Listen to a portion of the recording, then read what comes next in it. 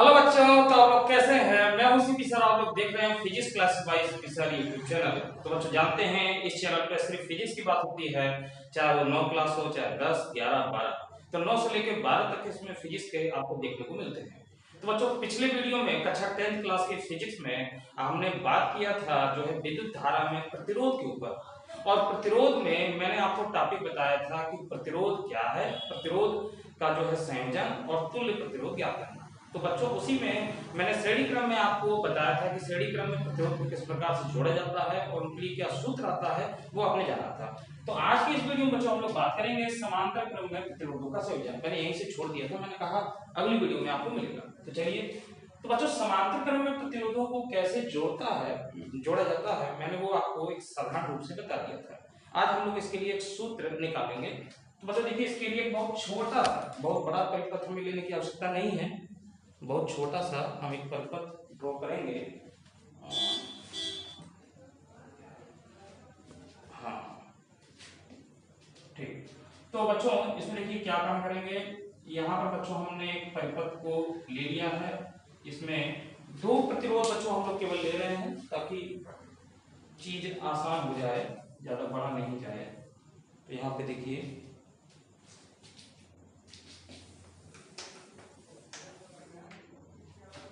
तो बच्चों हम लोग इस तरीके से यहाँ पर ऐसे ऐसे एक प्रतिरोध ले लिए, दूसरा प्रतिरोध ले लिए बेटा, फिर ऐसे इसको ऐसे मिला दिया और ये ऐसे यहाँ से ऐसे डायग्राम बना दिया। यहाँ पर हमने क्या लगा दी, एक सेल लगा दी। बैटरी भी लगा सकते हैं, कई सेलों को जोड़ देंगे तो वो बैटरी हो जाती है। ठीक है, ये ऐसे बना दिया। ठीक है बच्चों। तो बच्चों देखिए, इसमें हमने आपको बताया था जो बड़ी वाली लाइन है, जो बड़ी वाली रेखा है वो प्लस होती है, ये माइनस होती है। ठीक है बच्चों, और इसमें एक आई एम्पियर की धारा बह रही है। ठीक है, अब बच्चों यहाँ ध्यान दीजिएगा कि ये समांतर क्रम है। प्रतिरोध को नाम देते बच्चों ये R1 और ये नाम देते R2। तो बच्चों ये धारा यूं जाएगी, यहाँ से करंट जाएगा, धारा जाएगी। तो यहाँ देखिए, यहाँ पर एक इस संधि हो गई। ये संधि क्या चीज होती है, संधि का मतलब यहाँ पर कई रास्ते आपस में मिल जाए। तो यहाँ पर देखिए संधि है, तो इस संधि से दो रास्ते निकल गए। इसका मतलब ये धारा विभाजित होगी, दो वर्गों में बढ़ जाएगी। यानी एक धारा का मान इधर चला जाएगा और दूसरी धारा इधर आ जाएगी। ठीक है, तो मैंने आपको बता रखा है, ध्यान रखें श्रेणी क्रम में धारा समान होती है मगर विभवांतर अलग अलग होते हैं। परंतु यहाँ पर विभवांतर, यहाँ पर V वोल्ट का हमने इसको सप्लाई दिया है बैटरी से, सेल से। तो बच्चों इन दोनों में भी होगा, यानी ये नहीं बढ़ेगा, V1 V2 नहीं होगा, परंतु इसमें धारा बढ़ जाएगी। तो यहाँ पे देखिए जब आएगा तो यहाँ से करंट पास होते हुए इसमें मान लेते हैं I1 इधर हो जाएगा और I2 इधर हो जाएगा। ठीक है, I1 इधर और I2 इधर हो जाएगा। और इधर जब पास होगा बच्चों तो इधर से I1 वापस आएगी और इधर से I2 जाएगा, दोनों मिल जाएंगे और दोनों मिलने के बाद फिर से I हो जाएगा। यानी हम यूं कहें यहाँ से I बराबर ये हो जाएगा I1 प्लस I2, ये हो जाएगा। ठीक है बच्चों, बहुत बच्चों को इसमें, चलिए हम इसको कैपिटलाइज लिखते हैं। ठीक है, या ऐसे ही रख दीजिए। तो बच्चों देखिए यहाँ पर कौन विभाजित हो गया, धारा हो गया। तो यानी इन दोनों प्रतिरोध में बहने वाली धारा को हम लोग ज्ञात करेंगे। जो विभाजित हो जा रही है, जो बढ़ जा रही है, उसको ज्ञात करते हैं। पिछले वाले में हम लोग विभवांतर निकाल रहे थे। तो यहाँ पे लिखेंगे बच्चों, क्या लिखना होगा, लिखना होगा प्रतिरोध, प्रतिरोध R1 के सिरों के बीच बहने वाली धारा, बहने वाली धारा। तो बच्चों इसको धारा निकालेंगे। तो बच्चों यहाँ पे देखिए I1 कर लेंगे, I1। अब बच्चों ओम का नियम क्या है, यहीं पर हम लोग लिख देते हैं ओम का नियम। तो ओम के नियम के लिए फार्मूला क्या था बच्चों, ये फार्मूला था आपका V बराबर IR। तो बच्चों यहाँ पे V बराबर IR था। तो इससे अगर I की वैल्यू हम लोग निकाल लें तो I बराबर क्या हो जाएगा, तो ये R इस बटे में आ जाएगा, यानी V अपॉन R। तो बच्चों यहाँ पे V अपॉन R, इसके हिसाब से हम अगर रखें तो यहाँ पे I1 क्या होना चाहिए, V और यहाँ पर R1 कर लेंगे, क्योंकि यहाँ पर दो प्रतिरोध दिए गए R1 R2। तो I1 बराबर V अपॉन R। ठीक है। अब बच्चों इस तरीके से ये हो जाएगा, है ना। अब इसी तरीके से बच्चों प्रतिरोध, यहाँ पे दूसरा लिखेंगे प्रतिरोध R2 के सिरों के बीच बहने वाली धारा, यहाँ पे वाली छूट गया है, चलिए बहने वाली धारा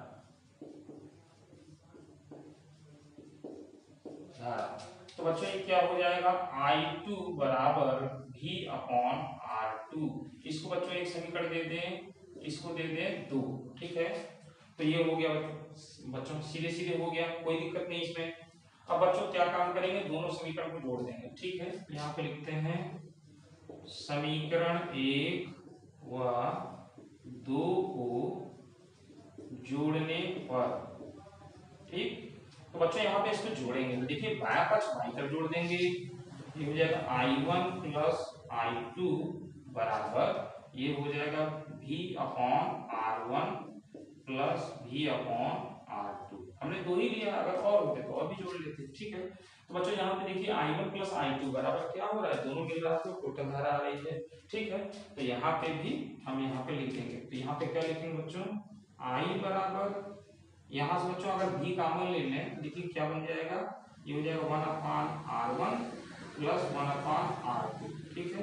जो मैथ के बच्चे समझते हैं इसमें कॉमन हो जाएगा, और भी बच्चे समझेंगे, V कॉमन ले लें तो 1/R1 प्लस 1/R2। अब बच्चों यहाँ पे देखिए I का मान फिर यहाँ से बच्चों ये वैल्यू पुट करेंगे, ठीक है। तो V अपॉन यहाँ पर हम लोग क्या लिख सकते हैं, R लिख सकते हैं बच्चों, ठीक है।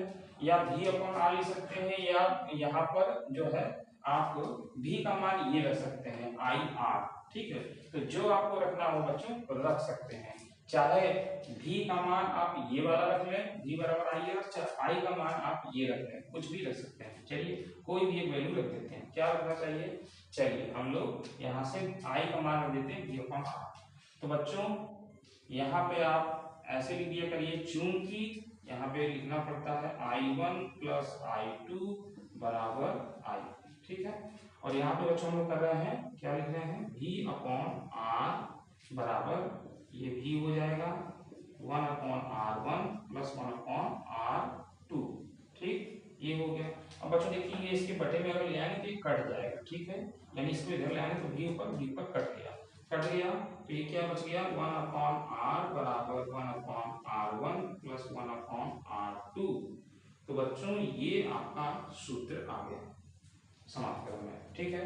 तो यहाँ पर ये लिख दीजिएगा फिर से, चूंकि V बराबर IR से, ठीक है, ओम के।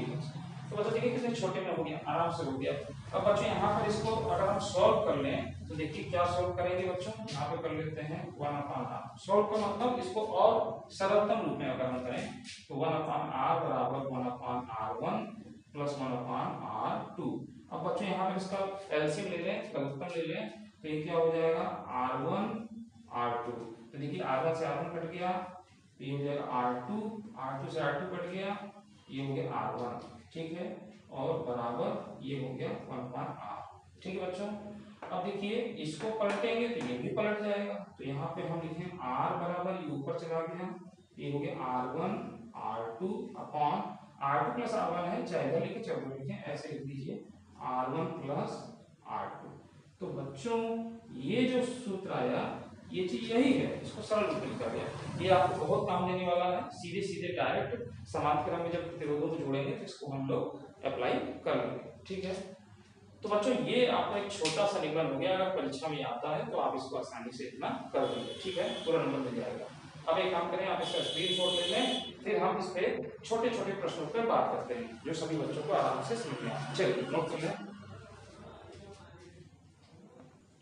हाँ बच्चों, तो देखिए अब हम लोग इसमें तुल्य प्रतिरोध निकालते हैं। तो बच्चों यहाँ पर कुछ हम लोग छोटे छोटे एग्जाम्पल देख लेते हैं, जिसपे कि ये हमने 3 प्रतिरोधों को इस तरीके से बच्चों लगा दिया, ठीक है। अब बच्चों इसको नाम देते हैं A B C, ठीक है। तो बच्चों ये हमारे पास हो गया, ये 3 ओम हो गया, ये 6 ओम का हो गया, ये 6 ओम का हो गया। अब बच्चों इसमें अगर पूछा जाए कि ये क्वेश्चन हो गया, क्वेश्चन हम लिख दें यहाँ पर, ये चित्र में AB के बीच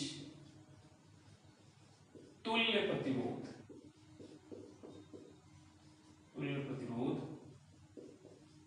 ज्ञात कीजिए। फ्रेम में आ रहा है कि नहीं, एक मिनट। हाँ ठीक है। तो बच्चों ए बी के बीच तुल्य प्रतिरोध निकालें। देखिए बच्चों कैसे निकालेंगे, बहुत आसानी से। ए और बी के बीच में, यानी इस पॉइंट के बीच में और इस पॉइंट के बीच में तुल्य प्रतिरोध निकालना है। तो बच्चों अब आप देख रहे होंगे कि ये ट्रायंगल है, कैसे इसमें पता चले कि श्रेणी है कि समांतर है, हम उसको कैसे जोड़ें। तो इसके लिए क्या है, आप ए बी के बीच में पूछ रहा है तो यहाँ से 2 तार निकाल के एक सेल ऐसे जोड़ लीजिए अपने से, ठीक है। ऐसे जोड़ लिया, ये प्लस हो गया, ये माइनस हो गया। तो बच्चों प्लस वाले इससे कहां से निकलेगी, धारा निकलेगी आई।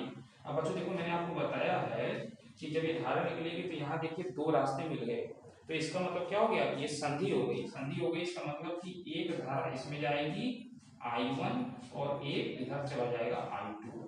तो बच्चों ये वाली धारा ऐसे पास होती हुई इसमें भी तो I1 जाएगी, यानी इसमें भी कौन सी जाएगी, I1 जाएगी, और इसमें से I2 जाएगी बच्चों, ये I2 जाएगी। और यहाँ जब मिल जाएंगे ये आती हुई, ये देखिए I1 इधर से आया, I2 इधर से आया, ये दोनों मिल जाएंगे तो ये क्या हो जाएगा I, ठीक है। तो इसका मतलब बच्चों इसमें और इसमें समान धारा बही है।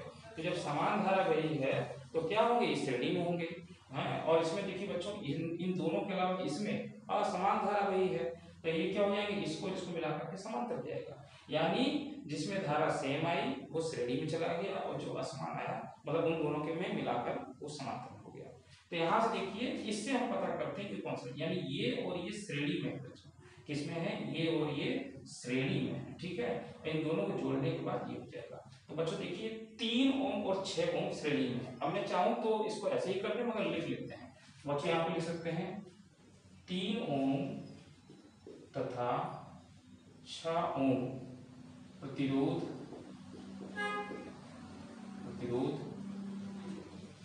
श्रेणी क्रम में है। अतः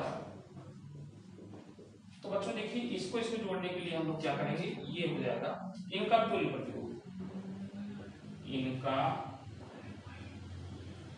प्रतिरोध, R।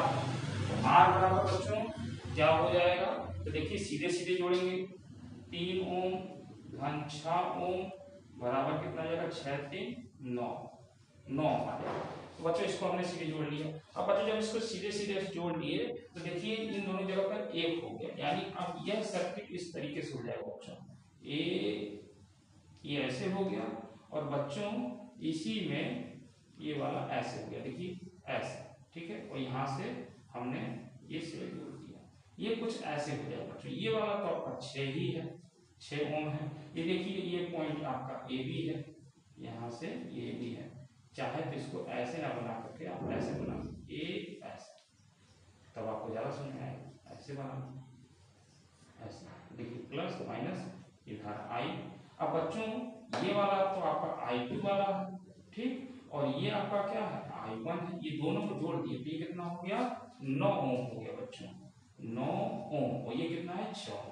तो बच्चों अब ये समांतर में है, ये किसमें है, समांतर है। देखिए दोनों में धारा अलग है, या यूं कहें इस तरीके से, ऐसे इसका एक सिरा इधर और इसका एक सिरा इधर, इस पॉइंट जुड़ा है, और इसका एक सिरा और इसका दूसरा सिरा ये इस पॉइंट जुड़ा हुआ है, तो समांतर बन गया। तो बच्चों यहाँ पे लिखेंगे 9 ओम तथा 6 ओम समांतर क्रम में है, ठीक है। अतः इनका तुल्य प्रतिरोध बच्चों इसको हम लोग R डैश कह लेते ज्यादा अच्छा होगा, अभी बताते हैं R डैश, ठीक है। तुल्य प्रतिरोध, तो बच्चों ये क्या हो जाएगा, अब इसको R डबल डैश करेंगे। तो बच्चों तुल्य प्रतिरोध मैंने आपको क्या बताया, समांतर में सबसे आसान ये हो जाएगा R1 R2 और R1 प्लस R2 इसका उपयोग करेंगे बच्चों। तो देखिए इसको हम लोग R डैश कर लेते हैं, ये डैश है तो डबल डैश कर लेते हैं, डबल डैश कर लेते हैं बराबर। तो बच्चों क्या हो जाएगा R1 R2, तो ये हमारे पास R1 और R2 है। तो देखिए इन दोनों को गुणा करते हैं, 9 गुणा 6 और बच्चों जोड़ना है तो 9 प्लस 6, तो बच्चों ये कितना हो जाएगा 9 6 9 54 और 9 6 15। ठीक है बच्चों, जोड़ दिया। तो अब बच्चों इसको 3 से काट भी सकते हो, 3 एकम 3 बचा 2, 3 8 24 और 3 बचे 15। ठीक है बच्चों, ये आपका हो जाएगा 18/5 हो जाएगा। ठीक है, 18/5 हो गया। ठीक, और इसको बच्चों आप और भी डिवाइड कर सकते हैं, 5 से 5 ये 15 बच्चा कितना 5 3 8 3 बचा, तो 5 6 30 यानी 3.6 ओम ये आ गया। तो बच्चों समांतर में हमने जोड़ लिया। ठीक है, समांतर में हमने इसको जोड़ लिया इस तरीके से 3.6 ओम, यानी इन दोनों को बच्चों हमने जोड़ दिया। पहला हमने जोड़ा है 9 या यहाँ पे बच्चों इसका तुल्य प्रतिरोध भी कह सकते हैं, ये पूरा पूरा हो गया, अतः इनका तुल्य प्रतिरोध। अतः इसको न लिख करके हम ऐसे लिखें, अतः परिपथ लिखते हैं, परिपथ का तुल्य प्रतिरोध R। तो बच्चों इस तरीके से ये फाइनल हो जाएगा। पहले हमने इसको जोड़ लिया तो यहाँ पे देखिए 9 रखा है। ठीक है, ये 9 रखा और 9 के बाद फिर इसको जोड़ दिया तो ये 3.6 ओम आ जाएगा, इस पूरे पर 3.6 ओम इसका आ जाएगा। तो बच्चों आपको समझ में आ गया, फिर से एक बार समझ लेते हैं। इसको हमने जोड़ा, देखिए इसको जोड़ने के बाद ये 9 बना, चित्र से पहले समझ लें। 3 और 6 ओम को जोड़ा 9 बना, फिर हमने 6 ओम और 9 ओम को जोड़ा है, समांतर में है तो समांतर में हमने ये वाला सूत्र लगा दिया, यानी इसको और इसको जोड़ने के बाद पूरे परिपथ में इतना ही ओम का ये प्रतिरोध लगा हुआ है, यानी तुल्य प्रतिरोध। तुल्य का मतलब सभी को जोड़कर इतना आएगा, ये हमारा उत्तर हो जाएगा। ठीक, तो बच्चों इस तरीके से हो जाता है। एक और देख लेते हैं बच्चों, जैसे मान लेते हैं ये हमारे पास ऐसे है, ठीक, और ऐसे है, ये हमारे पास है और यहाँ मान लीजिए पॉइंट ए है और यहाँ पॉइंट बी है। नहीं समझ में आया तो ऐसे देख लीजिए। अब बच्चों देखिए यहाँ से कोई धारा आ रही है उससे मतलब नहीं है, मान लेते हैं ये 2 ओम है, ये 2 ओम है, ये 2 ओम है।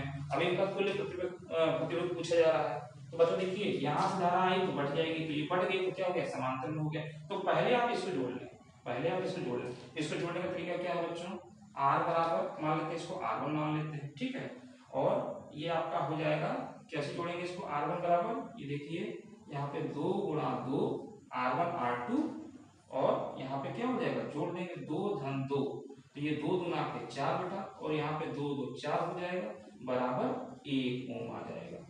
ठीक, ये आपका 1 ओम आ गया, यानी इन दोनों को जोड़ दिया। तो बच्चों ये कैसा परिपथ हो जाएगा, यही बना देते हैं।